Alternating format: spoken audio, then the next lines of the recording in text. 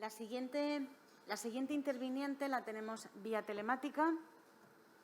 Es Soledad Montserrat Roguero. Es abogada, máster en Derecho de Familia y Protección de la Infancia, especializada en violencia de género y en la atención a víctimas. Es integrante de COPA. Lleva más de 10 años de experiencia en la atención de mujeres en situación de violencia de género y de sus hijos e hijas en servicios de intervención especializada. Asimismo, ha participado en distintos trabajos de investigación destinados a la detección de problemas en la atención a mujeres víctimas de violencia de género durante el proceso judicial en Cataluña, la elaboración de guías de buenas prácticas policiales y protocolos de intervención en violencia de género. La saludamos desde la mesa, querida Montserrat, y cuando quieras tienes la palabra. Buenos días. Gracias a quienes han organizado este foro, por la importancia que tiene, por invitarme. Gracias a quienes están escuchando, también por su interés en el tema. Es un gusto compartir realmente el panel con este grupo de profesionales excelente y es un honor para mí poder participar del foro. Bueno, como ya fue dicho, llevo más de 10 años en la atención a mujeres en situación de violencia de género, con equipos multidisciplinares, equipos de profesionales de distintas áreas, desde la psicología, el trabajo social, la educación, el derecho, todos especializados en el abordaje de la violencia hacia la mujer en todas sus formas y con toda su complejidad también.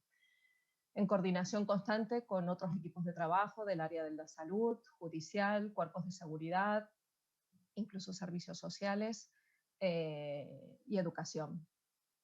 Hoy vengo a referirme especialmente a cómo la convivencia con los animales y el vínculo que se genera, el vínculo afectivo que se genera con ellos, está estrechamente vinculado con las violencias que sufren las mujeres. Cómo se vincula el maltrato que realiza el agresor respecto de los animales para agredir a la mujer, como así también lo hace respecto de los hijos e hijas de las mujeres para infligirle daño, de la misma manera lo hace con los animales de compañía. Primero quiero agradecer a todas aquellas mujeres que me han confiado sus historias, de las cuales hoy daré de algunas de ellas testimonio, un testimonio anónimo, en convicción de algo que el feminismo viene sosteniendo y que es la importancia de compartir y hacer pública todas las formas de violencia hacia la mujer. Es la forma de seguir avanzando en la lucha contra ellas, de conseguir una mayor protección, no solo para ellas, para sus hijos, para todo el entorno afectivo que se ve afectado por estas, incluidos sus animales de compañía.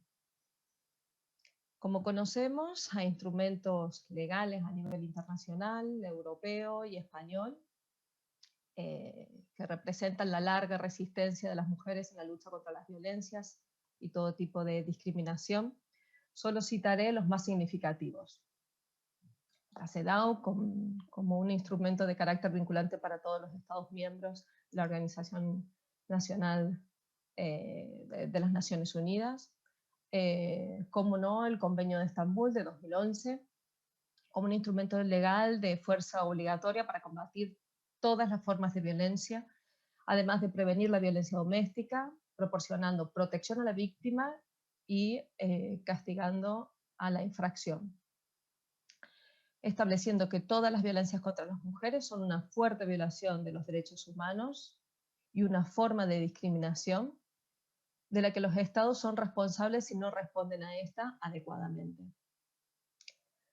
La violencia coercitiva que se ejerce contra las mujeres a través de sus animales domésticos no está dentro de las formas de violencia que se contemplan como violencias hacia la mujer. Esta podría influir o podría ubicarse dentro del marco de las formas de violencia psicológica respecto de la mujer. Sin embargo, no me parece suficiente. Quiero brevemente dar cuenta de los enormes daños, las agresiones y la gravedad, la peligrosidad de este tipo de violencia respecto de todas las mujeres, y que por el hecho de ser una agresión debería ser contemplada e incluida como una forma más de violencia respecto a las mujeres por parte de los estados. Se reconoce también la importancia de la Ley Integral contra la Violencia de Género en España, de 2004, pionera en su momento, porque no solo ponía el foco en la prevención y en la protección de las víctimas, sino también en la persecución y castigo de los agresores. Las leyes españolas plantean la importancia de observar los derechos de las mujeres para asegurar la no discriminación del tipo que sea. Y bien sabemos que hemos avanzado mucho, sin embargo persisten estas relaciones de desigualdad, de subordinación, y es por ello que precisamos profundizar en la complejidad de las violencias para atender a todas las formas de violencia, sean estas violencias directas o violencias indirectas respecto de las mujeres y otras identidades sexuales. Permítanme aquí hacer una breve referencia a la reciente reforma de la ley catalana del derecho de las mujeres para la erradicación de la violencia machista, que inspirada en el Convenio de Estambul, ha incorporado importantes novedades en la lucha contra la violencia de género. Entre ellas quiero destacar particularmente el reconocimiento de la violencia vicaria, como la violencia que ejercen los agresores respecto de los hijos y las hijas de las mujeres para causar un daño psicológico a la madre.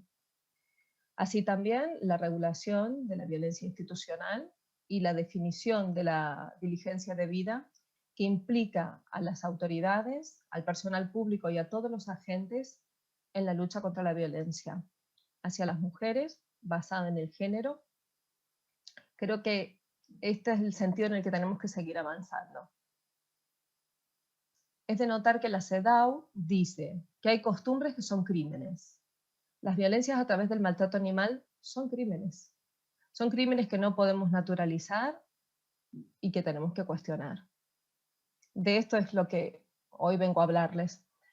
Además de las legislaciones ganadas, también me baso en los importantes estudios a los cuales ya he hecho referencia mi compañera anteriormente, que denuncian y que constatan el vínculo que existe entre la violencia hacia las mujeres basada en el género y el maltrato animal. Incluso la Coordinadora de Profesionales por la Prevención de Abusos, COPA, ha elaborado un proyecto de investigación cuantitativo y cualitativo para llevar a cabo en los centros de atención y acogida a mujeres en situación de violencia de género en Cataluña, que lamentablemente con la situación de emergencia sanitaria que estamos viviendo por el COVID se ha visto aplazado. De todas maneras, cuando podamos dar inicio, esto nos permitirá contar con más evidencias para avanzar en este sentido. Os compartiré unas imágenes para mi exposición.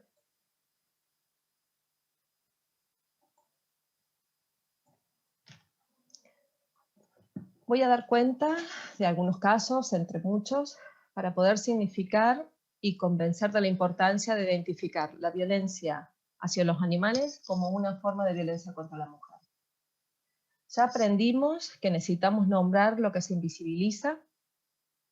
Para superar una situación de violencia, lo primero es identificarla, conocer su incidencia, saber cómo opera, cómo afecta a las víctimas, atender a esta como un mecanismo más de violencia patriarcal, es sacarla de la situación individual para colocarla en lo público, para ayudar a su sanción social y jurídica, para dar herramientas de protección a las víctimas y para acompañarlas adecuadamente en el proceso de recuperación. En un esfuerzo por sintetizar experiencias de la atención directa que realizamos, ilustraré con algunos ejemplos las distintas situaciones en el tema que hoy nos ocupa. Es habitual oír en el relato de las mujeres cómo el agresor se vale de un maltrato leve o impune hacia el animal y se vale del vínculo afectivo que une a la víctima para coaccionarla, limitarle en sus posibilidades de protegerse, de romper con la violencia, con la convivencia, manteniéndola en el sometimiento. Paso a daros algunos ejemplos que espero visualicen estas situaciones. de la mejor manera posible. Una mujer joven que sufría violencia psicológica por parte de su compañero y que pasaba muchas horas fuera del domicilio como un mecanismo de protección, manifestaba que los días que hacía frío, que hacía mal tiempo, que llovía o hacía mucho calor, no salía al domicilio para proteger a sus perras. Porque cuando ella salía, él sacaba las perras a la terraza sin agua ni comida y no encontraban un lugar donde poder protegerse frente a las inclemencias del clima. Una situación similar también explicaba una mujer que marchaba de casa los fines de semana para reducir el tiempo de convivencia con su pareja, la que la maltrataba psicológicamente. No se ausentaba del domicilio por más de 2 días, siempre estaba preocupada por los cuidados de la cotorra y de los periquitos que tenían, porque cuando ella salía, no estaba en casa, él no les proporcionaba los cuidados necesarios a las aves como una forma de castigo a que ellas abandonaban el domicilio. Se trataba esta de una mujer extranjera, no tenía familia en España, contaba con escasos recursos económicos, lo que le colocaba también en una situación de mayor vulnerabilidad. Esta mujer estaba buscando un lugar donde poder ir a vivir con sus aves para romper con la relación. Otra mujer que sufría violencia psicológica, sexual y económica por parte de su pareja explicaba que él se negaba a comprar el alimento para los perros si ella no había hecho las tareas de la casa y había cumplido con sus obligaciones como esposa. Ella no trabajaba, se dedicaba al cuidado del hogar y dependía económicamente del cónyuge. Este ejercía un gran control sobre ella, la mantenía en una situación de aislamiento grave y los perros eran el sostén emocional de esta mujer, eran su compañía y su sostén a nivel afectivo. Era una mujer que se encontraba con un gran deterioro físico y también psicológico. Era incapaz de imaginarse una ruptura por la falta de recursos y un lugar donde marchar con sus animales. Vemos aquí cómo el vínculo afectivo con el animal y su preocupación por protegerlos puede ser una barrera para la mujer, para que ella rompa con esta situación de violencia en la que está encerrada, porque no abandonan el domicilio por protegerlos o por no poder llevárselos con ellas para poder protegerlos. Incluso una vez rota la convivencia, si lo consiguen, los animales de compañía suelen ser utilizados para mantener el sometimiento, mantenerlas en la situación de maltrato, lo que muchas veces retrasa el proceso de recuperación de la mujer. Os daré otro ejemplo. Se trata de una mujer también joven que sufría violencia psicológica por parte de su pareja, que en un episodio de violencia consiguió romper la convivencia, pero no pudo marchar con su perro, no pudo cogerlo. Él argumentaba que estaba a su nombre, que era de su propiedad, y que no se lo podía llevar. De todas maneras, sí que le dejaba visitarlo y sacarlo de paseo junto a él. Lo que hizo que esta mujer mantuviera en contacto casi diario con el agresor durante varios meses, preocupada por el animal y por el sufrimiento por este animal, porque cada vez que ella hacía las visitas al domicilio lo tenía encerrado en un lavabo o en una habitación y veía un gran deterioro en el animal. Finalmente, mediante la intervención de abogados, esta mujer consiguió poner el animal a su nombre, llevárselo con ella. Sin embargo, nunca denunció la situación de violencia. También encontramos casos en el que el maltratador se vale del maltrato animal para infligir un sufrimiento a la mujer, sus hijos, sus hijas, porque por el hecho de ser menos punible que el maltrato,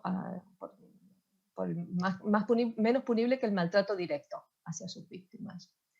Os doy algunos ejemplos.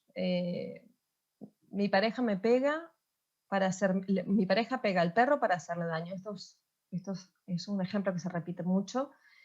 Esta puntualmente era una mujer que derivaba a la policía local y que comentaba en las primeras visitas que hacemos, las visitas de acogida, lo comentaba con esta frase: mi pareja perra al perro para hacerme daño.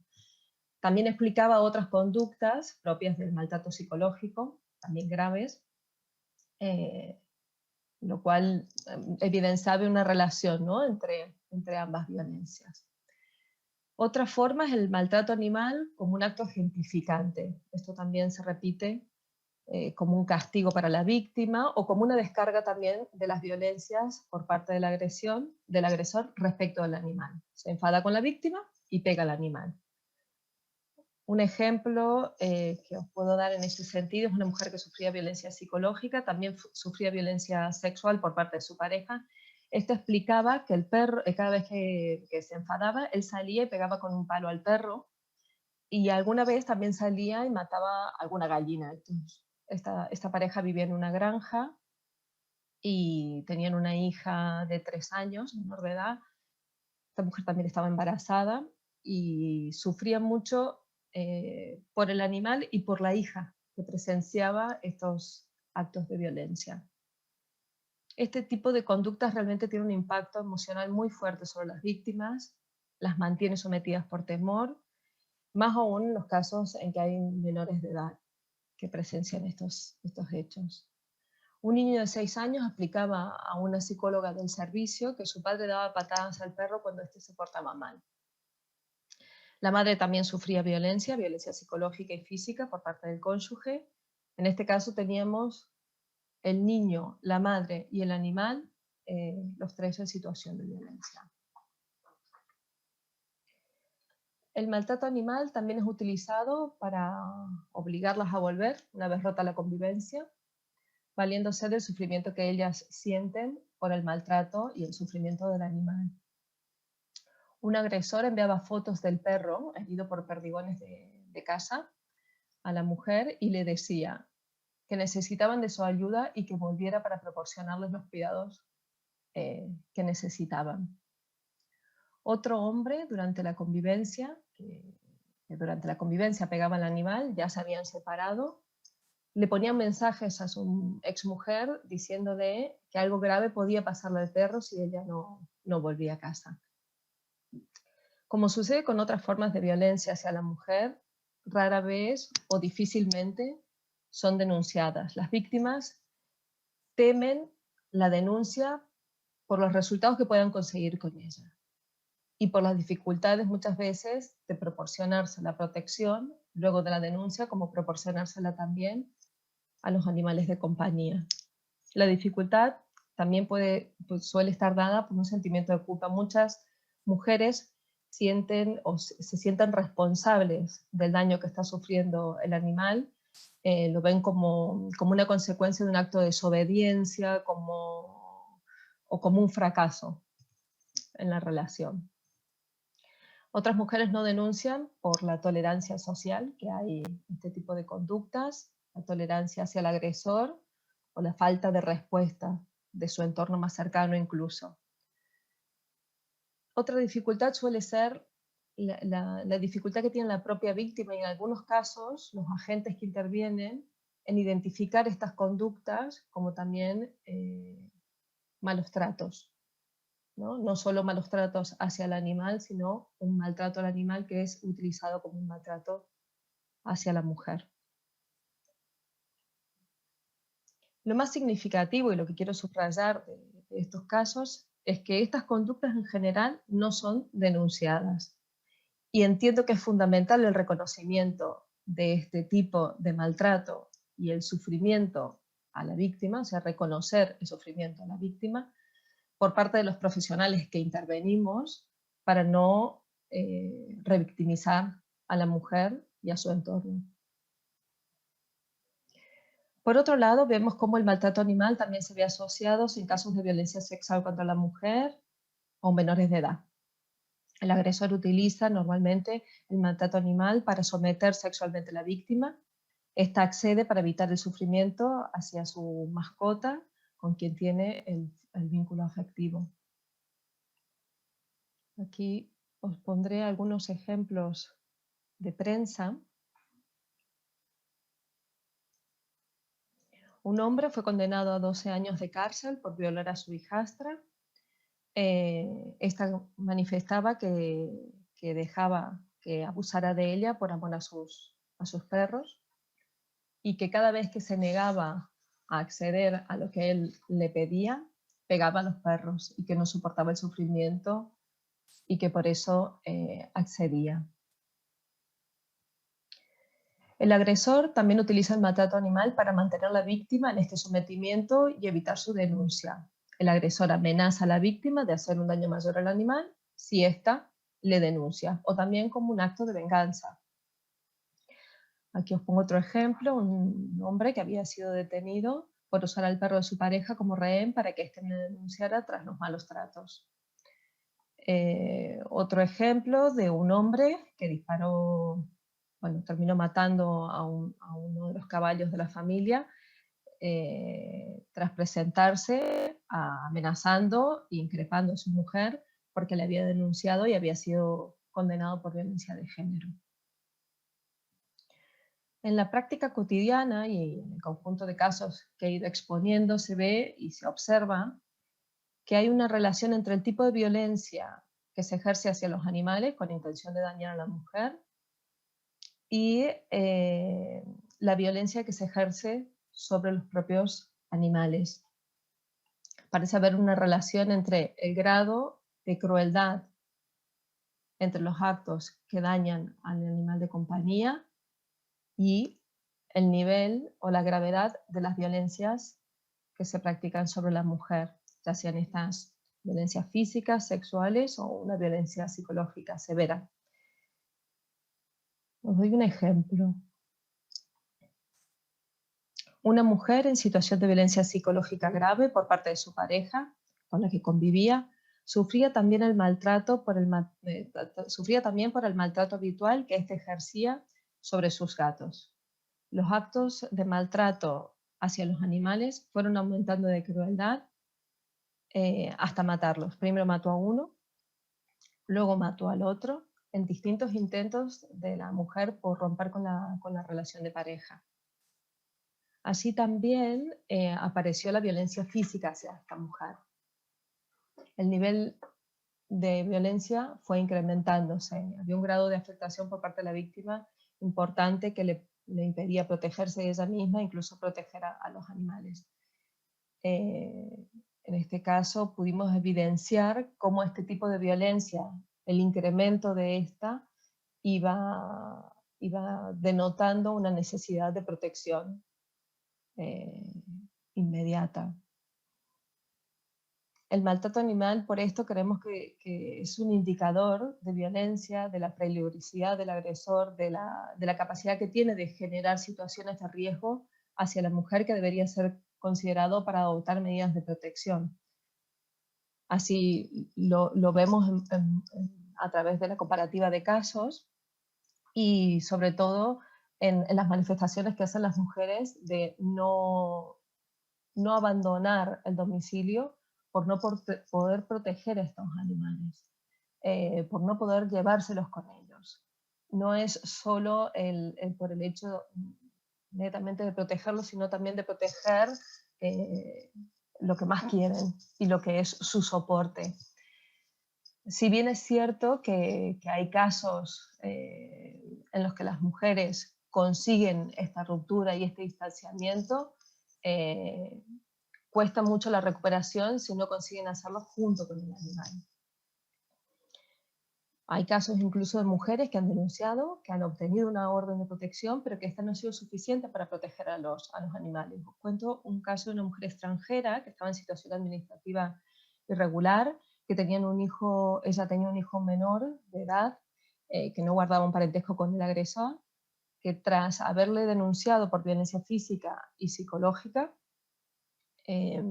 consiguió una orden de protección hacia ella, que le concedía el uso de domicilio por un tiempo limitado, ya que la propiedad era la del agresor, y donde pudo mantenerse durante un tiempo junto a su hijo y el perro que tenían, que era de la familia, pero que al limitarse el tiempo del uso del domicilio se encontró con la necesidad de acceder a un servicio de acogida,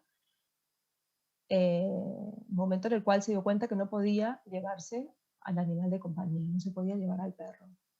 En este caso, se intentó buscar otros recursos de soporte y finalmente se consiguió acceder a ellos de forma temporal. Si bien es cierto que hay servicios de alojamiento para animales, que hacen de soporte en el momento que la mujer tiene que salir al domicilio y que no puede llevarlos con ellos. También es cierto que hay muchas mujeres que no acceden a este tipo de recursos o que postergan en el tiempo no solo la ruptura de la relación, sino también el salir del domicilio para poder brindar esta protección en el mismo momento que ella marcha al animal.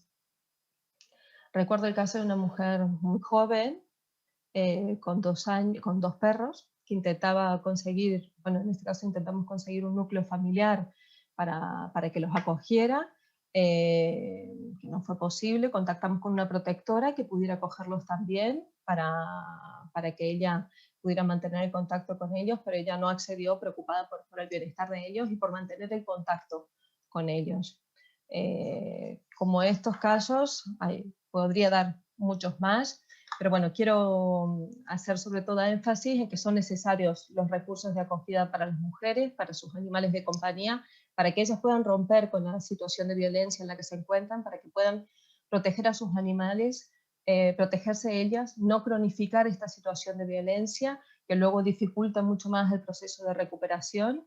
Es importante preservar el vínculo que existe entre la mujer y el animal para salir de la situación de violencia lo antes posible y conseguir la mejor recuperación.